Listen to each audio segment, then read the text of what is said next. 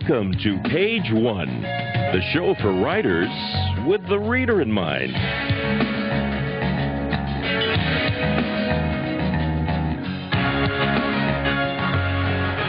Here's your host, Zita Christian.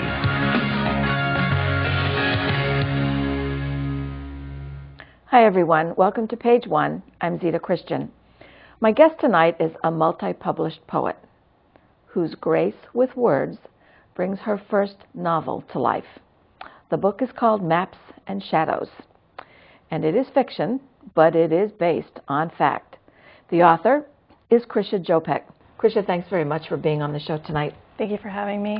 I love this book, and I'm so excited that we get to talk about it. The story itself is set in World War II, and that's a huge canvas against which to tell a story. So tell me what your story is about relative to that big canvas. It's basically the story of my father's family's deportation from Poland to Siberia. It actually begins in 1939, very rural, pastoral, idyllic Poland before the war, and then the war starts, and they're deported in February of 1940. Soldiers come to the door, and it's the aftermath of that, being in Siberia for over 2 years and separated along different trajectories. It's a gripping story, and I think it's important, especially with so many of the things in the news today about certain best-selling books that are coming to light that they might or might not be what they were claimed to be. So you freely say that this is fiction based on fact. So what part of it is fictionalized? The publishers and we had some conversations about whether it's creative nonfiction or fiction, and I think creative nonfiction is an oxymoron, really. But because of all the books that, were proclaimed to be true and things weren't true in them, calling this a novel, everything in it is true with the exception of my aunt being a poet and taking a dictionary with her when they leave from Poland to Siberia. Those are my only pieces of poetic license. And why that? I mean, I'm guessing because you are a poet, and it's a way for you to get your own voice in there. Is that the reason? Absolutely. I definitely trained as a poet. I'm a poet at heart.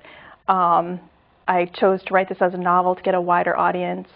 And the character, my aunt Helen, loved literature, Polish literature and history. I just turned her into a poet and had her ripping out pieces of a dictionary and writing, because a big theme in the book is language, how language helps us survive.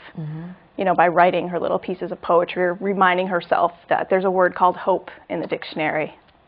Well, I could look at that and make the argument that you just took a little tiny bit of literary license, but I can also see from another perspective why, if you say that it is fiction based on fact, that covers everything. That gives you full green light. I wasn't there, Yeah. I can't say it's a memoir. I wasn't there. I just did all the interviewing and all the research, but... Well, and that's one of the things I wanted to ask you about. You weren't there, and so you hear about the story. Why do you think that it's important? Why was it important to you to write the story? My father really never talked about his experiences until he retired. He really, I think, was too busy working and holding the family together. And I knew when I was very little, my father said to me, Tina, which is little one, brush your teeth, because we didn't have any toothpaste in Siberia, and I have dentures, brush your teeth. We didn't have toothpaste in Siberia. That was drilled in my head. So I knew my father was in Siberia. I didn't really understand why or the whole story until I was 19 and I was going to study in London, and we're looking at a map of London, and my father tells a complete stranger, another girl's father, oh yeah, I was 19, I was working in London as bellhop here. And the man says, why? And he tells him the whole story. And my mouth dropped, and I thought, how can you tell this stranger this whole story that I've never heard? My guess is because the stranger would go away and there would be no questions asked afterward.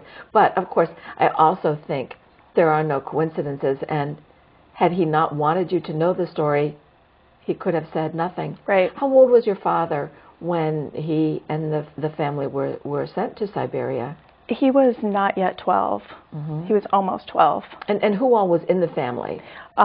He was the middle child. His older sister was 3 years older. They had a little brother who was not quite 5, who remembers nothing. And then his parents, my grandparents, So it was a family of 5, mother, father, 3 children. My father was the middle, but he was the oldest male. So I think that changed that's another dynamic. his point of view. So you hear this story, you're in London studying, and here your father is telling a total stranger a story about his life that you knew nothing about. Was that when you said, aha, I need to write this book, or did that come later? Absolutely. I was shocked. I just thought, I need to know more. And I tried to read where I could, but I was in college, and I really started to do research after my master's in English when I had some time. I thought I would write the book in a semester before I started my doctoral, and that didn't happen. There was way too much to read and questions to ask. So when did you start the book? I started researching it in 1990, 91. And did you have to ask your family members, was this true, or have them supplement the information or tell their version, anything like that? I was very naive. I thought, I had my notebook and I went to my aunt's house and I said, okay, tell me the story. And she said, read this book. She gave me a book. Okay, I can read this book. I go read the book. I come back. Okay, now tell me your story. No, read this book. She gave me probably about 10 books to read, and then she would fill in the blanks for me. Well, what were these other books? Research, other basically narratives that people had gone through. So somebody else's story. They're referenced in the bibliography. One was a priest that was her friend. So they were books that she had access to that I would not have. Oh, I see. I see. So in a way, it's like, yes, you can come into the story, but not through the door you're standing. Right. Okay. Okay. So why do you think that it's important for this story to be told, and why now? Because so few people know this piece of history.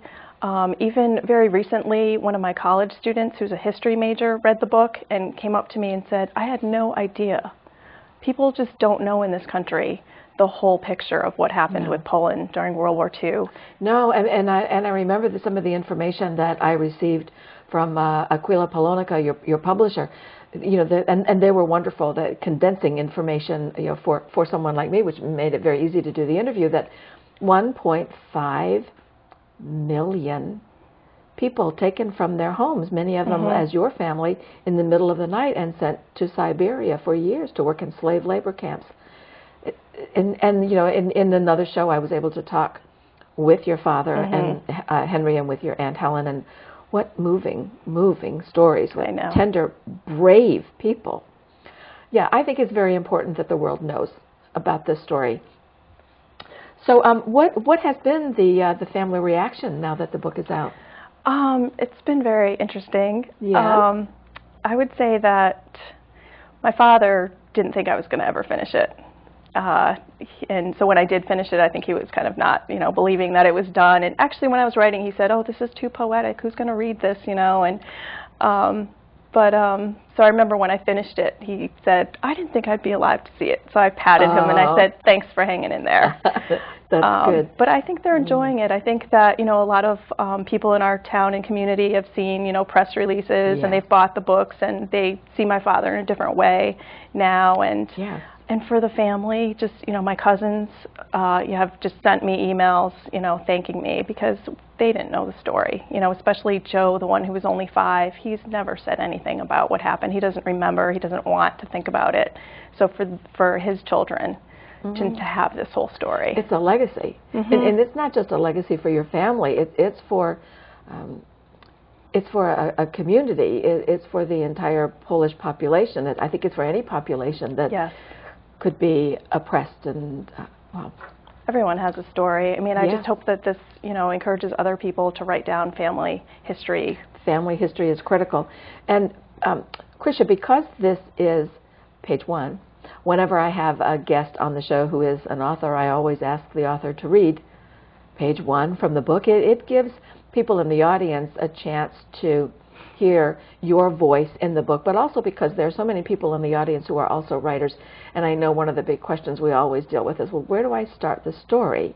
And I think it's important to hear how a writer chooses to tell the story, because Aquila Polonica thought enough of this book to publish it in hardcover and softcover at the same time. That's wonderful. In fact, let me just mention right now, if you're in the audience and you're thinking, I would love to get a copy of the book, or I want to be able to get in touch with Krisha, you can always contact her through the publisher, and you'll see the publisher's website frequently here on the show. So, Krisha, let me ask you first if you would read a little Sure. from that first page of chapter 1. Sure. One of the things I love is because you are a poet, the voice of the poet is very strong. It's beautiful. Thank you. This is chapter 1, Our Orchards from Henrek's Point of View, Eastern Poland, 1939 to 1940. Some dates change the world irrevocably. What is done cannot be undone, no matter how well or ill conceived. 1 plane or 2 or 10, piercing invisible lines, seeking enemy flesh. A page of history that can never be torn out permanently. Things tend to catch up, even when they are buried or ripped out, and it's impossible for people to go on the same, though many pretend while sweeping the ashes under the expensive silk carpet. It depends where the lines are drawn, maps and agreements that may or may not be honored, upheld, memory selective. Paper and flesh can be burned. The history books my sister Helcha loved would become unreal, unwritten. The Helcha that was light flipped her honey hair and skipped with her books about lost cities, golden ash, before the stone pages made her heavy. The then unwritten pages that would unfold us, one group of people fighting another, the variables, teams, and players switching, faking the others out. The fading hours of twilight fell quickly that late summer of 1939. I was 11.5 years old, and like the other boys of my Asada village, had that feeling of youthful invincibility burgeoning in every vein. There was an ominous sense that the village talk of another large-scale war would come to fruition, but we shook that thought off gallantly. We were too busy playing our own war games, striving to be like our fathers, who were all decorated war heroes before we were born. The wind unsettled the pine trees and disheveled the girls' long hair. Asha, Kaja, Magdalena, Magosha, Dorota, Helcha, and her friends. My peers and I didn't know exactly when it happened, our new interest in how the light transformed the shades of their hair from molasses to amber to honey, and in the new subtle curves of their bodies. We could hear them laughing in the distance, there in the intricate spaces of a neighbor's farm. Their hushed giggles intrigued us, but we remained awkward around them, afraid of appearing foolish. So we poised ourselves, hoping to get a distant glimpse, a keyhole into their world. Come in, Sinu, my son, supper on the table, my father summoned from afar. He was more than likely still feeding our farm animals. I could barely hear the newborn sheep bleating to be fed. They were born a few days ago and still wet from birth.